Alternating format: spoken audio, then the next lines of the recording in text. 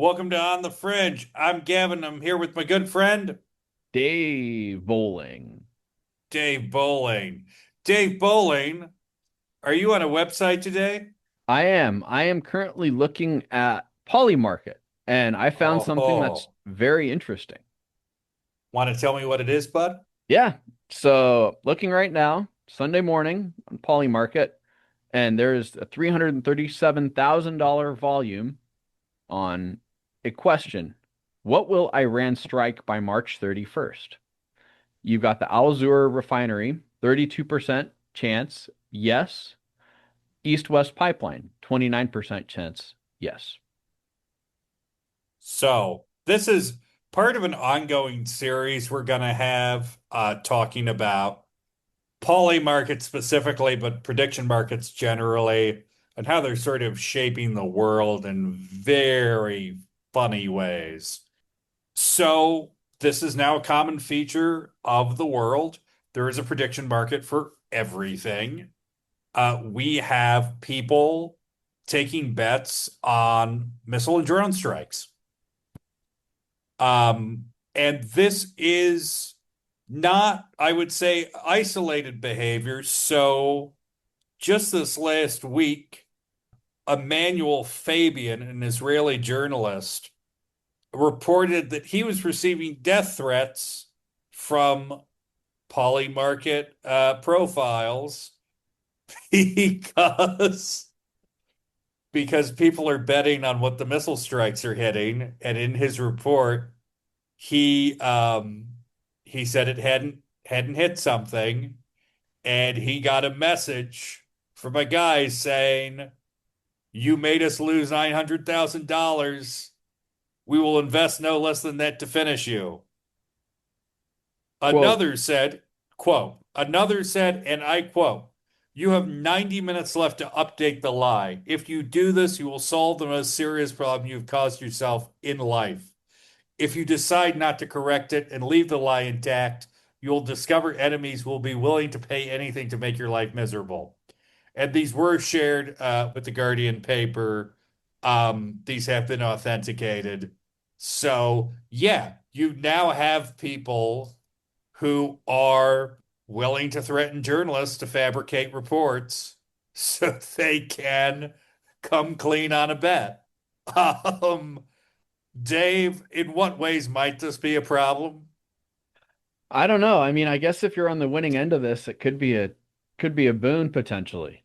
But ultimately this comes down to what's actually factual and what's not factual. Yeah. Because if it's coming down to a journalist reporting something, the journalist, this guy is a human being just like anybody else. He can be influenced by other people. And if he's going to Hmm. potentially get a lot of money by misreporting or providing misinformation or potentially disinformation, then what happens to the actual news?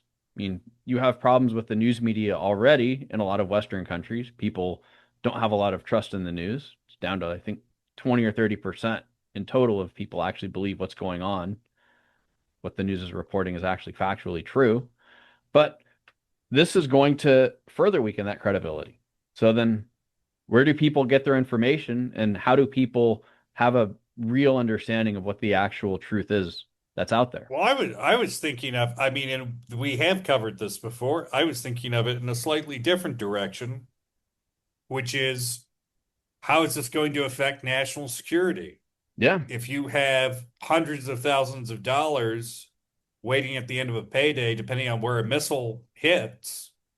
I mean, right now there are ongoing bets about where Iranian missiles are going to hit. I actually, maybe you can check for me, Dave. Is there anything up there about where America is going to strike next? You have a look. Okay. How many countries will Israel strike? U.S. Israeli strike on Fordo nuclear reactor by March 31st, 14% chance. How much money's on that? You have 511,000 dollars. Not Just as much as the one on Reza Pahlavi marching in by December, but no, that's not chicken change. no. Not at all. $500,000 is serious money. So yeah, there are perils and pitfalls of turning everything into a bet.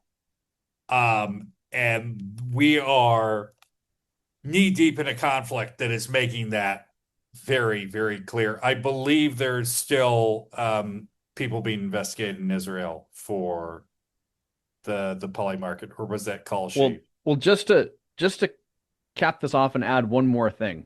Poly market right now. U.S. forces enter Iran by dot dot dot 70% chance by December 31st. What's the volume on that though? $22 million. Woohoo! And that's now. Yep, We that's still now. have a couple, we still have a couple of good months. Yeah, this is the middle to end of March 2026. Middle end of March, 22 million. I'm guessing that's boots on the ground in any territory in the Islamic Republic of Iran. Because people are going to be contesting that. You Mm-hmm. know, you know, if the Marines land in Karg, there's going to be some guy going, "It doesn't count. It doesn't count," because Yep. he's got a couple 100,000 that they were gonna wind up in Khuzestan.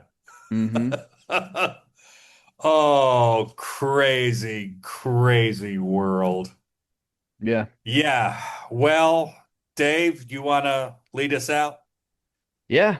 So thank you guys for listening to our podcast. If you guys are very curious about Polymarket or about the other one, Ka Call sheet Kalashi, yes, that's it. or predictive markets generally. Mm-hmm. You guys are interested in these, check them out. This is something that is going to be at the forefront of decision making.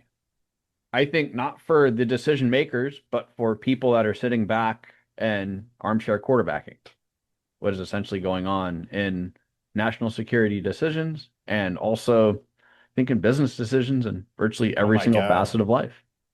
Check these out if you haven't.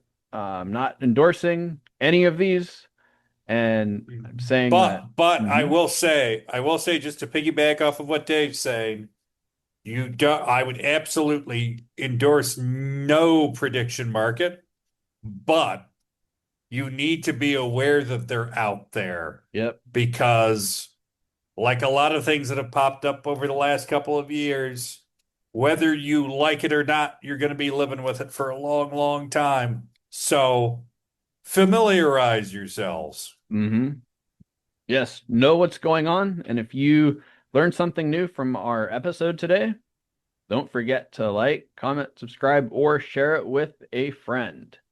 And with that, Gavin, what time is it? It's button time, Dave. Time for the button. Thank you guys.